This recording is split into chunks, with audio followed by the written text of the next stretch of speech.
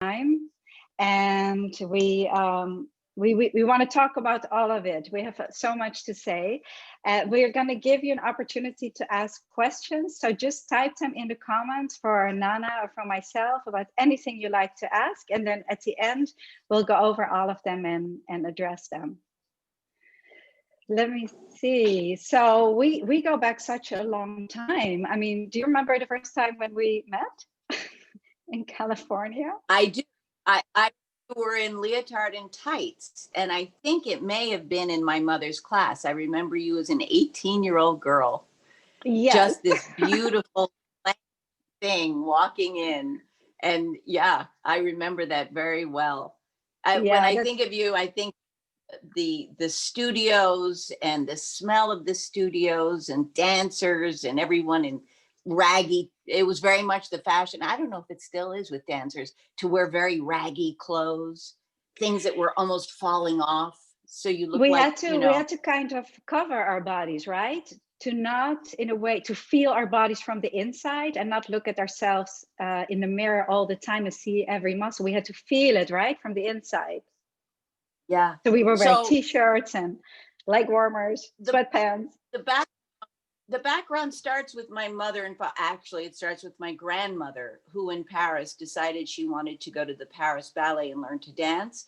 Trouble was she was 35 and you were supposed to be, I think, 18, something like that, the latest that you could enter.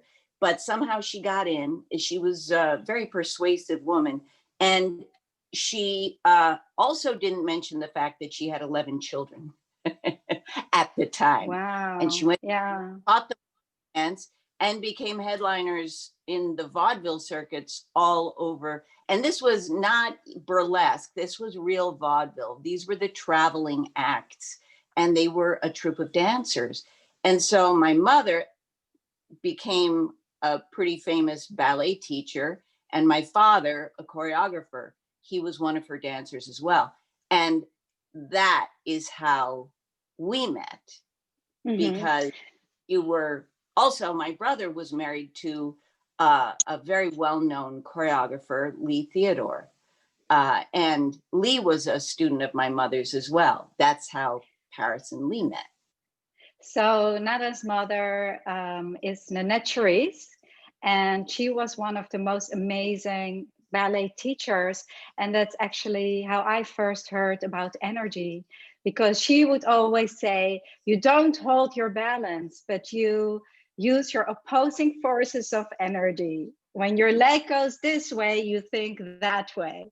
And we were able to turn and jump with the opposing forces of energy.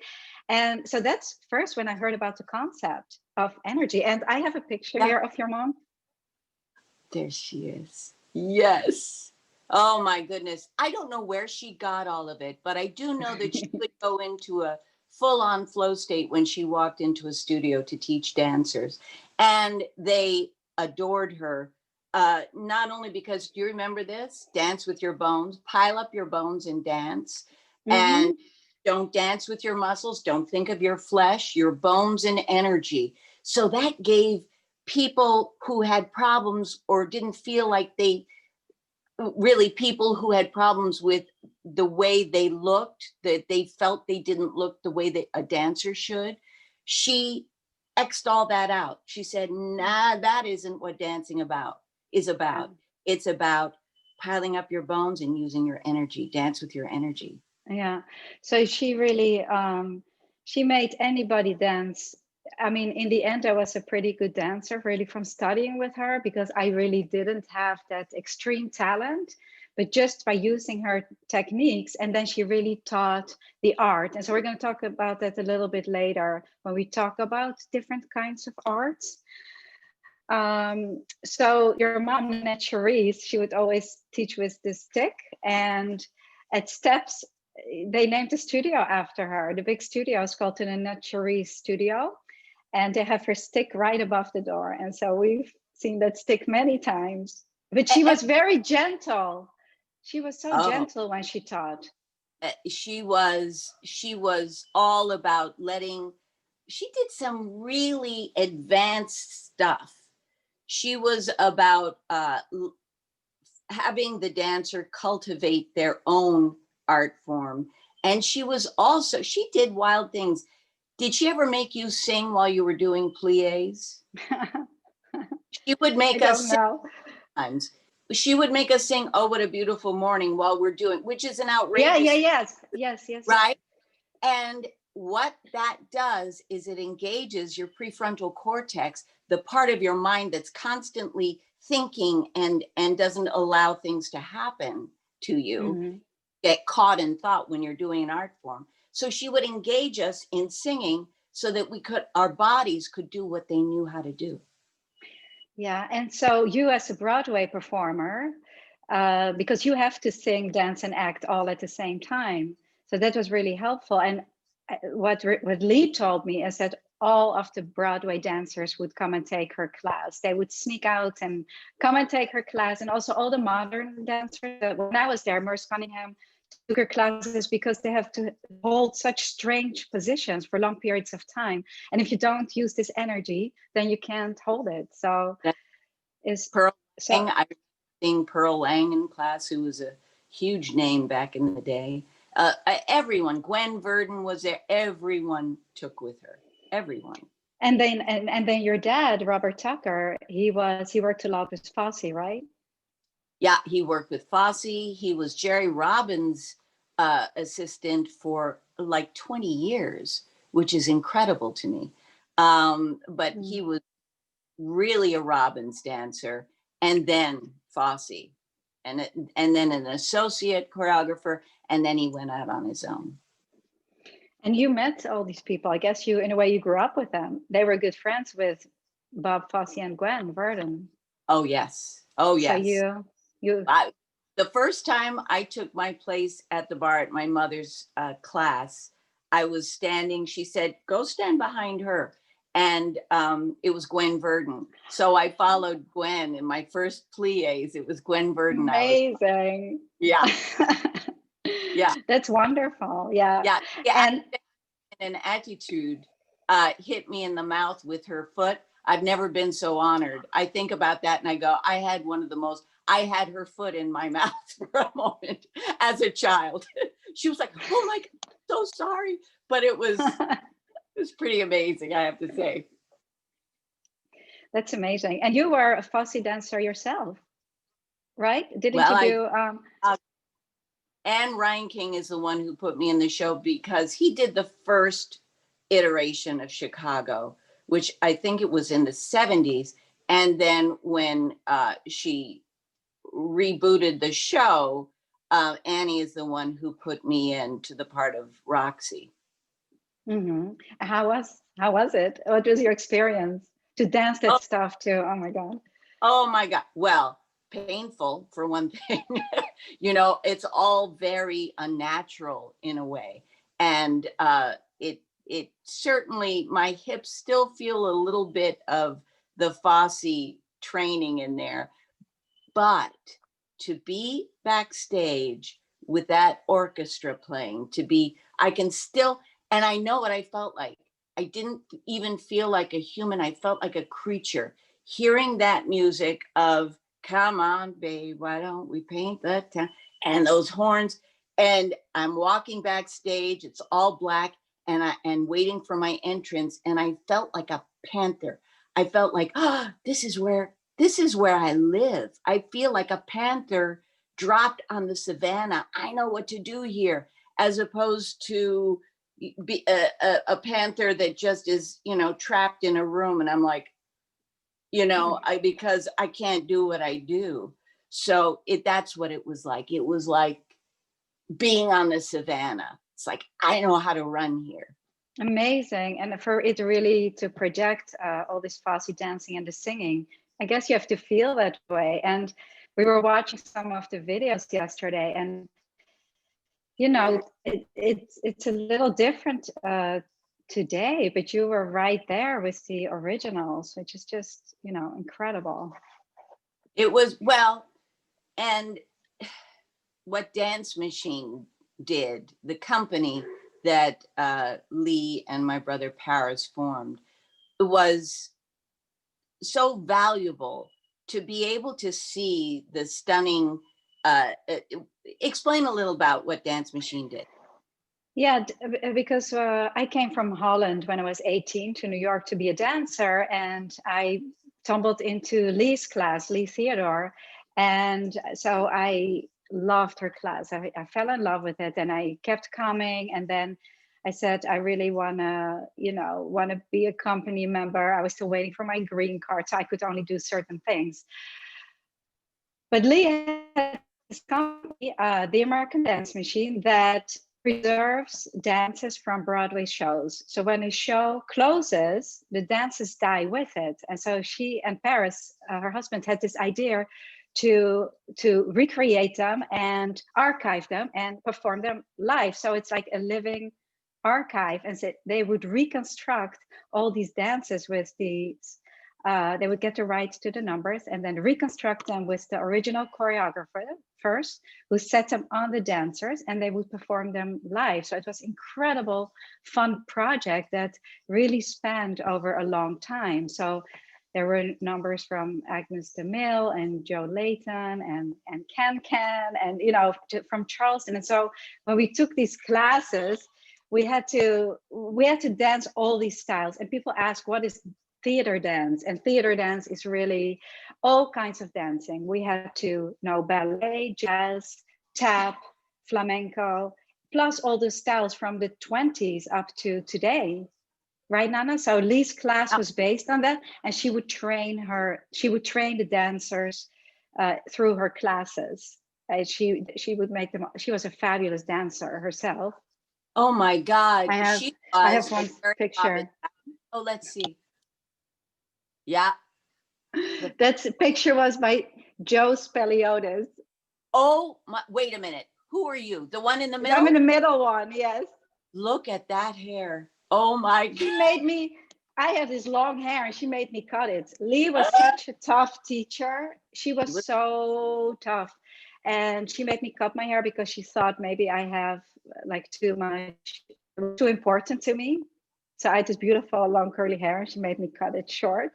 She trained me so hard. I mean, she was going to turn somebody who was not a dancer into a dancer. And she made her house. She made me take 2 ballet classes a day, modern jazz, tap. She made me study Japanese sword fighting to get on it. Like I was always 1 beat behind. Yeah. So if you're 1 beat behind in the sword fighting, you're dead. You're dead. So she made me, so I was with all these Japanese men in kendo class.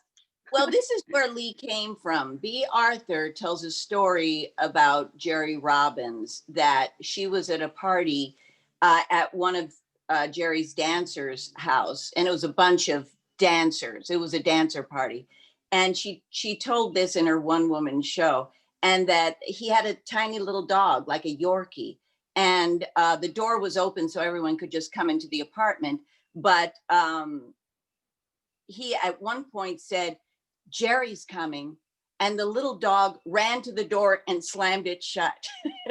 And that was Jerry's reputation. He was pretty much despised. He was mean. Yeah. He believed in using the stick to mentally hit you, to shame you. That's how you got better. And if you quit, well, you didn't belong being a dancer. And that's the training. Lee was an incredible Jerry Robbins dancer.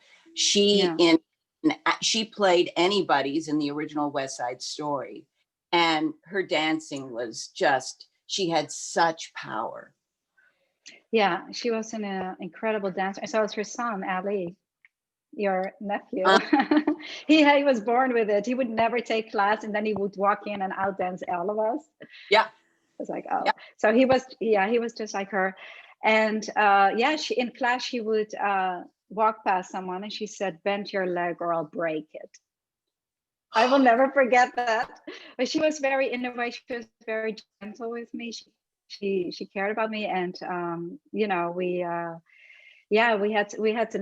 formed a nice relationship too, which was nice. So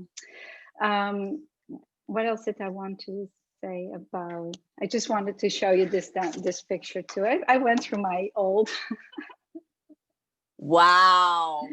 Yeah, wow. That's from the 80s. So what in, so Um, can we talk about Jin Shin yet? yes. I just wanted to, before we go, so when Lee died, so did the dance machine die, Yeah. and which was this huge, very important project that died. And uh, Nikki Faird Atkins, she picked it up, and today there is ADM of the 21st century, and they're doing some amazing work. They've been at the Joyce Theater. They're going to go to Broadway once it opens again, and they have just, with Donna McKechnie, they've created a virtual video re-imaging Donna with 27 dancers from this number, Music in the Mirror, from a chorus line. Yeah. Yeah, so that's going to be out there. They're editing it right now, and they're going to do Cool from West Side Story, and they're also going to get into the educational system in the public school system in New York once they open again with a dance program. So Nikki is really continuing the American Dance Machine, and I went to see it, and it's absolutely fantastic. She has all these choreographers and people that worked with Bob Fosse train the dancers. So it's like a direct passing down of all this wonderful material. So that And is just great.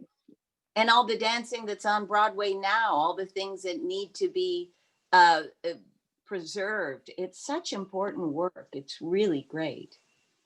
It's one of the few really American histories, right? Cultures and art that it's important to preserve it. So Yeah. Nikki's doing it.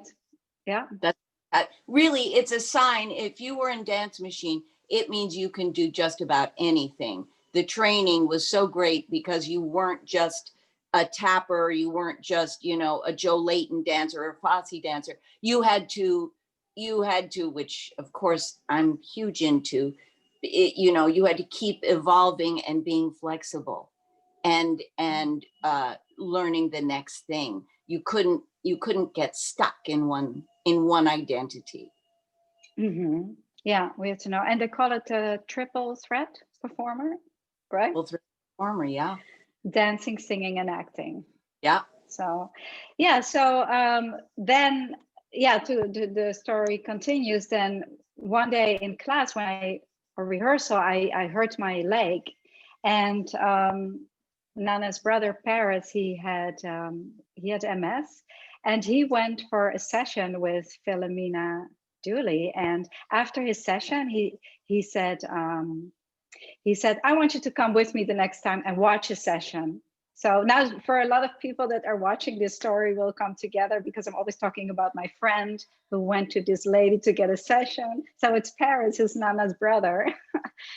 And he said, I think this is what you should be doing, he said to me. And he'd been watching me all those years, and he knew that finally, I guess that was not my thing. And that ever since that time, I really started to study Jinshin, and I saw the overlap between the art of dancing and the art of Jinshin. And so that's what I wanted to talk a little bit about. And I'd like to hear your perspective of technique versus art and how that is expressed. Well, I believe in being autotelic, and that means that you set it's from the Greek auto, self, telos, goals, that you set your own goals. And in order to be autotelic, that means that you aren't guided by institutions, people, society to tell you what you bring the world. You find it yourself. So once you have that and you find a purposefulness to it beyond just yourself, that you say, I'm bringing this to other people, it's got some kind of importance. Once you connected that, then you become an expert in whatever that is. And that's technique. Oh. So once you are an expert, you're able to do this amazing thing, and it's alchemy almost. You are able to push yourself to a scary place where you're actually taking risks once you have the technique to do better than you think you can. it's basically what's happening is your prefrontal cortex, the reasoning mind, the mind that's going, is that good? Is that good? What have I just done? Am I on the beat? What? It goes away. And you have a sense of timelessness and ease and a connection. It's literally it's what Mihai Csikszentmihalyi wrote his book about, which is called flow. And it's a flow state. And people who jump out of airplanes and go spelunking into caves, you know, they do crazy things that are have some risk, a lot of risk, or some risk. It's like a sliding scale. But when they have to focus their whole mind on what they're doing, because to not do so could be tragic, they go into a flow state. Time goes away, everything goes away. It's what sometimes happens when I'm lucky on stage or in performance. And so is that like letting go? Like you have to let go. It's letting go, but this is a fascinating part. In order to let go, you have to have trained and you have to have supreme focus. So your prefrontal cortex focuses you and then you let it go. Al Pacino has said what he does is he unfocuses his eyes and he can get to that state. It's a state of being. But here's the thing. This is why you become an expert if you're autotelic. Mihai Csikszentmihalyi said, when experience is intrinsically rewarding, not something promised for someday this will be fun, life is justified in the present instead of being held hostage to a hypothetical future gain. So dancing in the moment is reward in itself. And when you can feel like that, you keep dancing and keep training, and you don't mind how hard it is. Yeah, I think that was a message also from your mom. It's like you don't go for like the result. You're just in the moment. So it's all about mindfulness, being present, being able to let go. But the other thing is that to master the technique is really important, so that you have all these tools to be able to then let go. Because if you don't have any tools, then you can, and then to let them go. So there is a mastery to it, which is very much what Jinshin, of course, is about. Can you explain what it is? You've gotten some sessions from your perspective, your experience with Jinshin, just briefly, for the people who don't know what it is. When you've given me Jinshin, it feels very much like a flow state, because I've become focused on the energy that I can feel moving through your hands in different places in my body. And there's like I can describe it as like a drop inside myself. It's like sometimes when I'm unwell or there's some kind of dis-ease with me, I can feel as if I'm like this in my body. And I felt when you did Jinshin on me, I felt a drop right into my body, and I felt a deep connection with it. And I also felt like it had its own intelligence to start moving things around without me, without myself doing it. It was like an understanding of come back into your body.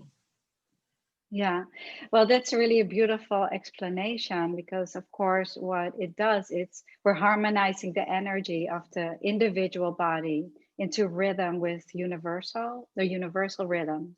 So it's exactly what you say. It's balancing the energy. It's if you feel a little bit off like this, it's bringing it back in harmony. And so that's how I got into it with this knee injury. And I was able to maintain it by just practicing some simple holds. So it goes from very vast to something very simple of doing a hold, and, when the self-help that I've given you. But the thing that's so interesting is when you were explaining about the art, how to practice it and what it's like, all of them overlap: acting, dancing, singing, the art of Jinshin. I mean, that is the thing, right? That's what we ultimately come to. I think so, but also a factory worker counting cans on something going by him. I can't think of what that is, the word for it, but it can also go into a flow state with his work by using his mind, by playing games. We love to play games and here's another really important point about being autotelic, about being an artist at all. What you think first, what you thought of your work first, your judgment, your assessment before anybody else's. What do I think? And if he can go, okay, can I get this many cans done? Okay, what if I count every other can? What happens if I do that?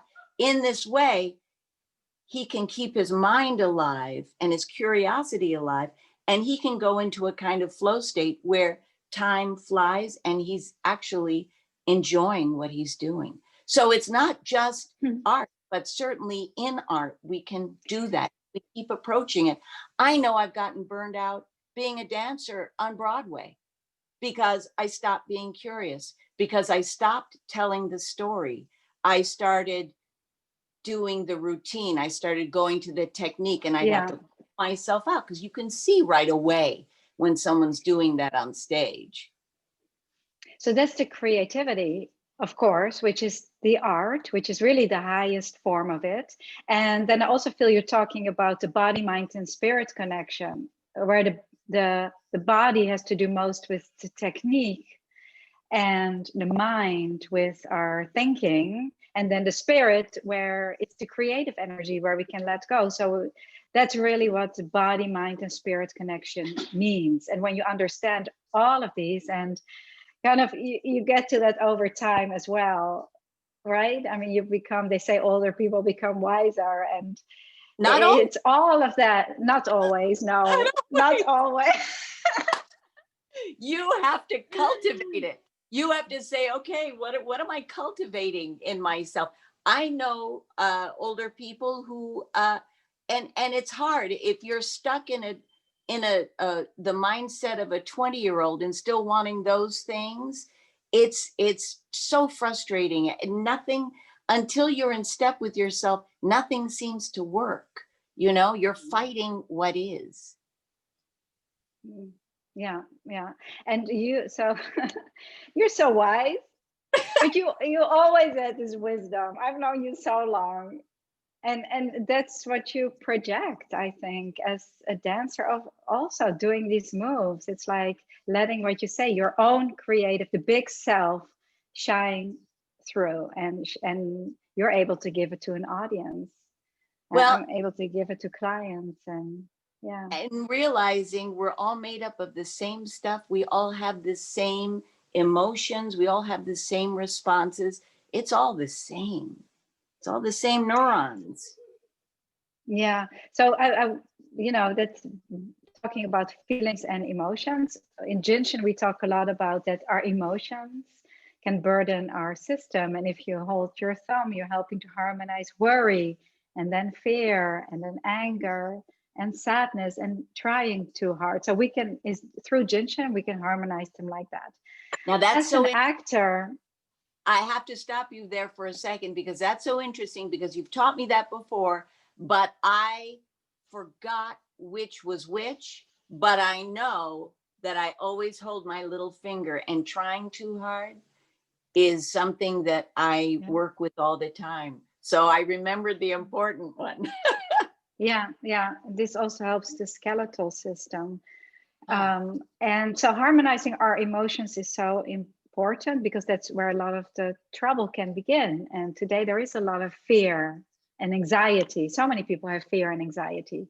So you can hold this.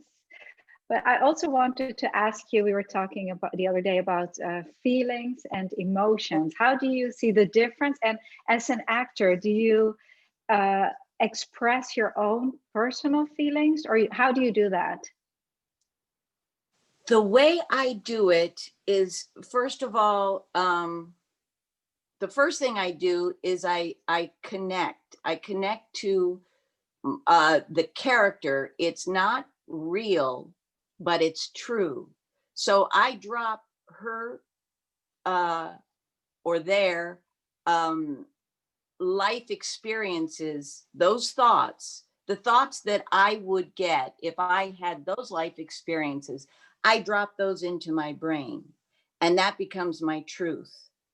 And after I do that, I pretty much let it go because, but I'm trained to do that at this point. But once I understand how the person feels about themselves, how they see others, what their point of view of the world is, what their fears are, and you can disseminate that from what their background was, what they're dealing with, but also realizing we are all the same. So when you say, are you using your emotions? Mhm. Emotions, they're things that last, they're events that last 90 minutes, 90 seconds rather. They're events Mhm. that last 90 seconds and then pass. We all have them. They all feel probably pretty much the same. So if I'm in the 19th century losing a child, I don't believe there's any difference in how I would emotionally react. Now, here's what becomes interesting. The feeling is different. Feelings are things that we attach to emotions. Like if I was told being scared is shameful, then every time I get scared, I get ashamed and I would go, there's something wrong with me. Now I've got an attachment. Now Mhm. being fearful has so much import to me. It means so much to me. And now I'm identifying as a fearful person, and it's going to grow and grow and take over. And it's going to instead of being fearful and it lasts and it goes, now I've attached balloons to it and I've made a parade of it, and now it's going to follow me everywhere. Right? Mhm. So the feeling that that 19th century woman might might I can attach a feeling to it, like it was her fault that the child died. Oh, now that's different. Now that's a whole different emotion and Mhm. feeling with it's a secondary feeling, and those are what take me. The emotion is the same. The feeling takes me other places. So do you feel it in your body or I when you're acting? I absolutely, and this is something that I intend to teach unless someone else starts doing it, and then I'll be happy. It's like, go, you know, I always just want the information out. I believe that, well, let me back up and say psychiatrists, anyone who takes care of people, suffer at first when they're first doing it with compassion fatigue because they start to identify so much with who they're caring for. It invades their life. And guess what happens? They abuse drugs, they stop sleeping, they start gambling, they have affairs. It's really something that therapists, psychologists, psychiatrists are taught. You'll have this time and you'll get out of it. And the way they do it is with protocols.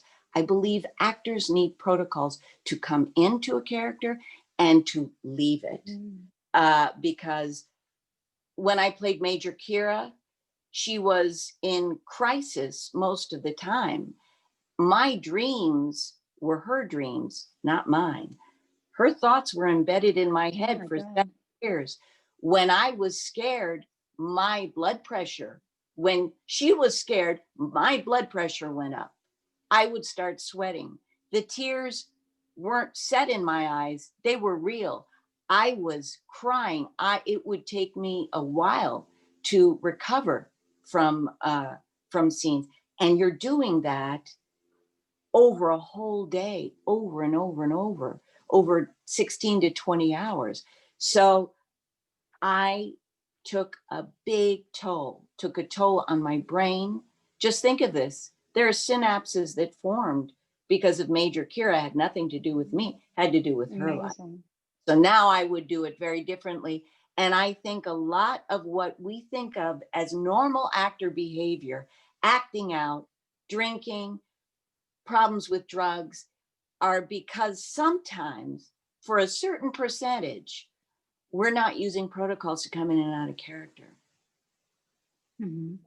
Very interesting and very important. And just as far as my own work, I have to say, because I work with very sick people or people with big labels or disease. And if when I place my hands, people ask me like, do you get tired? Do you take the energy? And no, I don't take the energy. I can give sessions all day. And I like to hear what you have to say about it, and you probably understand, but it's because when I place my hands, it's not my energy and I don't take energy, but I'm tapping into consciousness or universal energy. So when I place my hands, it's like a jumper cable.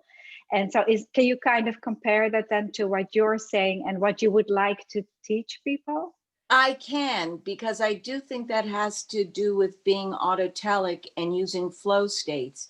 And if you're training yourself, you're not always, you're going to reach different levels of flow states. Sometimes it'll be unbelievable. Sometimes it'll be just a little bit. But if you're working with flow states, it's that sense of effortlessness. Yeah. You're not working. But back when I was doing Major Kira, I would have to say that I used whatever technique that would work. And I didn't know about flow states. I didn't know how to get there every time. So I would work my brain to not just now, if I needed to do a scene that was traumatic, I could drop in. I could drop into it and come out. But if you're working yourself up and mentally preparing yourself and keeping in that state for a while until they call roll, you're going to do damage to yourself. Yeah, I think that's amazing. That's an amazing concept and so important. And I even think that people can use that even if they're not actors, because well, we have the holidays coming up, and those are Totally. also always emotional. And when you go to visit, well, people are not visiting so much these days, but if you're with your family, like how can you maintain that, and how don't you totally get absorbed by your family or all the feelings that it's kind of a protection almost. It's not really a protection, but it will protect you, but maybe you do that yourself. So Well, that's something slightly different, I think. And really, what I found the most helpful for that is Viktor Frankel, who was a psychologist in Austria during the war, and he was taken. He was taken into prison. He was. I'm not sure which prison camp he was at, but he suffered some of the worst that you can endure as a human. And what he said is that our greatest asset being humans is that there's a moment between responding. You have a moment when someone does an action to you. There's a moment you can react, which is usually from your limbic system. It's fearful and it's protective, and I'm going to die if this person does anything to me. No, you won't. What you can do is have that moment and decide to respond and actually go, this is interesting.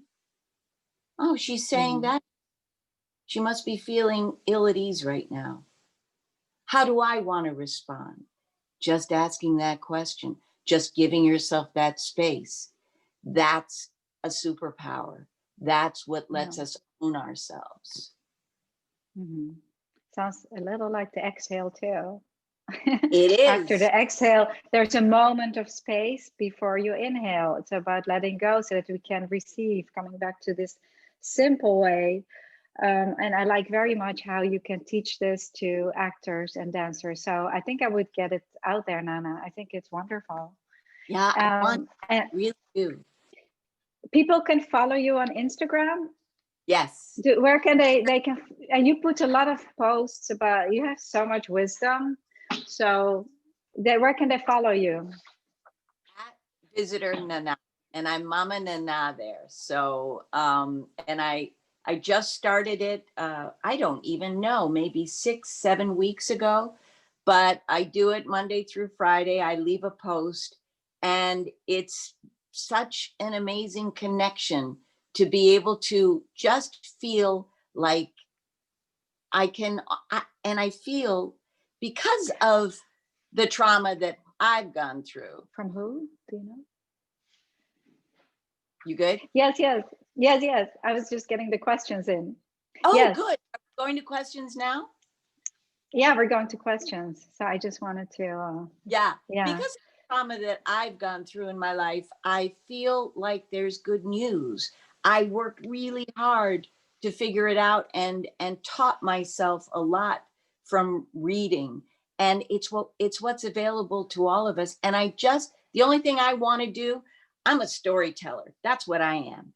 And I'm telling a story that there's stuff out there that you can help yourself with, and you can gain control over. The only thing we have control over are our own minds, and you can change things in a real physical way. So that's the good news I feel like I have and that I want to give. So just wonderful. Curious. And you've of course done a lot of work on yourself as well, which really, shows, and the way you can express your wisdom on a spiritual level, on a psychological level, and on a physical level. And I always talk about how important really all three are. Those are the body, mind, spirit connection, and to really understand yourself and get to know yourself. Yeah, and really what led me all to it was almost feeling like I wasn't going to make it at all.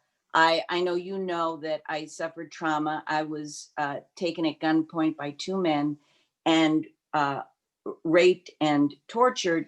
But the one thing, and I didn't understand what this was, I suffered a moral injury because they took me from my car as I was parking in front of my car at 2 a.m. coming home from work. And my 2-year-old baby was sleeping inside after driving me everywhere, all over Beverly Hills. I was living in the canyons at the time. They put a 9mm to this part of my head and cocked it and said, "Take us back to your house. We're going to rob you." And that was my moral injury. A moral injury is when something is done to you and you respond in a way that you don't think, that it goes against everything you believe.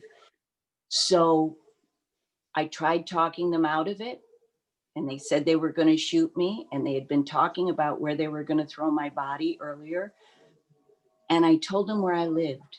I led them back to where my baby was sleeping. And that was a moral injury that took me 25 years to figure out how to undo, because I thought a good mother would have died. I didn't think, and no one could convince me of anything else. So no one could help me. I had to help myself. And it wasn't, as I often say, my son told me this, it's not a silver bullet, it's silver buckshot. And with my understanding of my brain and a whole lot of other things, I've finally been able to forgive myself for that. Very touching, yes. That's a very incredible story, and a lot of people can relate to it, in not exactly in that way, but in some way, so they can pick something out of the story, because it's a huge trauma. Yeah. Well, let's go to some questions. Let's have questions. From Kelly Ostaseski. What have you been doing that's creatively fulfilling, inspiring during this difficult year, Nana? Really, my posts, it keeps me engaged. It keeps me, I take long walks we're right near all these nature trails up near Mulholland. And I take walks and I think about, what do I want to say to you? What do I want to say? What am I feeling? What am I struggling with? What can we share? So that's a highly creative thing for me to do. Also, I'm back to the bar. I installed a ballet bar in our little office, slash workout space. And I've gone back to the discipline of the bar. And I can hear my mother correcting me. I took with her for so many years. I can go, oh yeah, that's right. Okay, I know. Like lift your Yeah, forehead, the yeah, plumb line. oh, fine. Yeah, Yeah, wonderful. Once a dancer, always a dancer, right? yeah, At that's heart. right. From Anya Saljuji, the way you carry yourself on screen is so precise. Did being a dancer help influence your movements as an actor?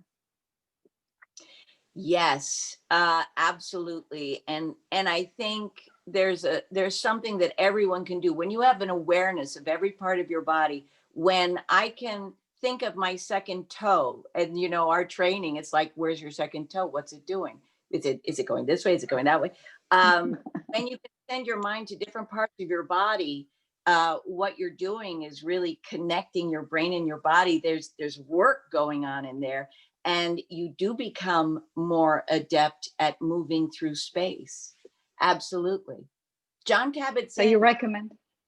what I recommend is John Kabat-Zinn has a 45-minute meditation that he calls a body scan. And it's 45 minutes to go through your whole body. So it's slow. And you go, oh God, it's too long. But it's amazing what it does. After you do it for a while, it truly connects you. And it may even bring stuff up, because as you connect to, I think that you shut down parts of your body where you've had trauma. And if you reconnect to it, you might feel emotions come up and feelings come up. And so you have to be ready to deal with that. But it's really, it's a great exercise. Thank you. And I have one question for us from Amanda van de Velden. In these difficult times, have you tried learning new things or try activities you never thought you would? If so, what did you learn? What did you learn to do? What about you? What did you learn to do? I finished my textbook, which was such a big deal. I've been working on it for years. So we finished it, we created a webinar, and I finally had time to do it because I did have to close my practice for a while. So we sat down and finished it. And can I show it, Lola? We have it here, the core.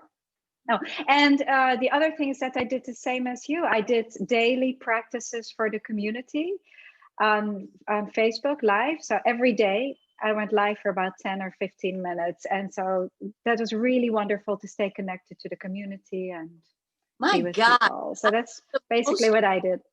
I have amazing friends. I mean, look at you. Well, I wrote a textbook and website for the Shin Institute. It's unbelievable to me. I have another friend who directed and wrote a film that I did, and I was emailing back and forth. I said, "What are you doing with your time?" Because obviously he can't be filming and he doesn't want to be filming. And he said, "Well, I learned Russian," but that's not all. He learned Russian and then translated a book of poetry from the Russian to the English, and he sent it to me. It's like, I have the most unbelievable friends in the world. I'll tell you what I've tried to do creatively is, and this is going to sound so ridiculous next to what you've done, but I have tried to cultivate silliness in myself, playfulness, because I felt myself losing that. And it's just, it's the way I learn more. It's so I am cultivating that all the time. My dogs help. And have you been cooking a lot? You're also an amazing cook, which your mom was too. Have you been cooking? I love to cook. I do. Yeah. And very creative. I've been trying different You're things. a creative cook. You're amazing. I love to do it. And finally have, again, a kitchen that's big, and I can have a huge cupboard and have all these ingredients. It's like, to me, that's my jewelry box. I have jewelry that I wear every day, and that's about it. But having rice and beans and staples, that's like jewelry, because like, what am I going to create out of all this stuff? Mhm. Yeah, you are creative. And I just, as Thanksgiving is coming up, I had my very first Thanksgiving ever in my life with your mom and Lee. Oh my God.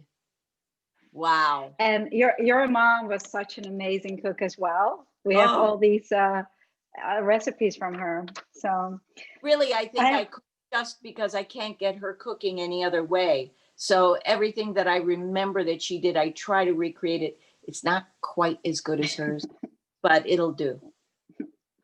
yeah. I have one more question from Kevin van de Kolwijk.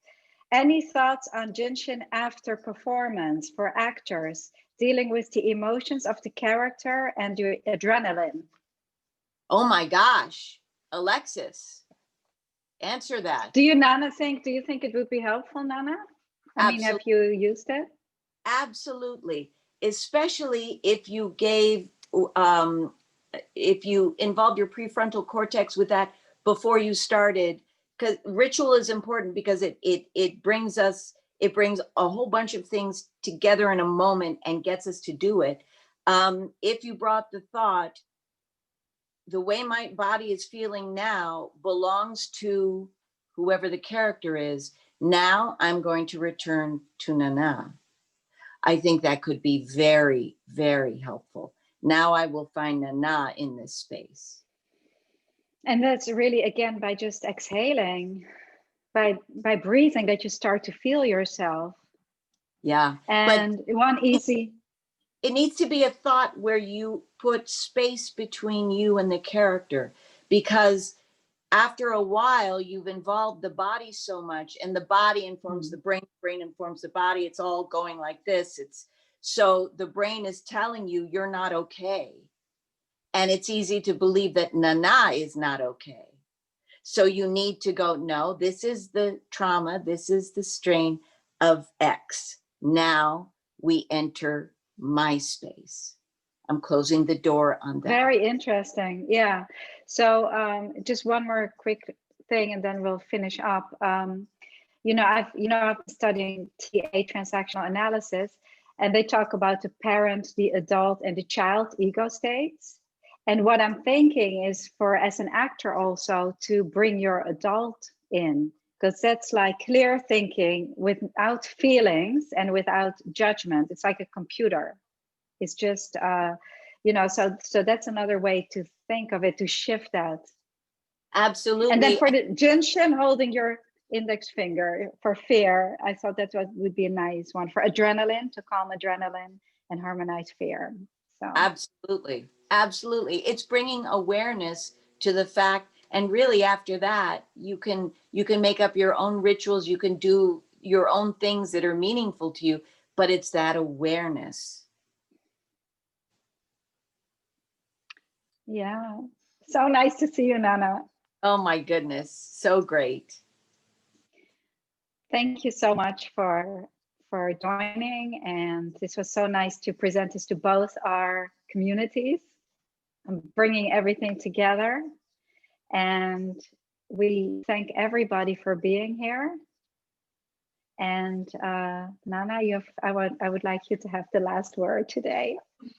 Just remember, in this time, we have we're going into holidays, and they can be stressful, and everything else is stressful too. Remember, we're built for this. We are built for flexibility. We're built to adapt. Stay loose, trust yourself, and be flexible. Beautiful. Thank you. Love you. So Big much. hug. Okay. Bye. Bye. Bye-bye.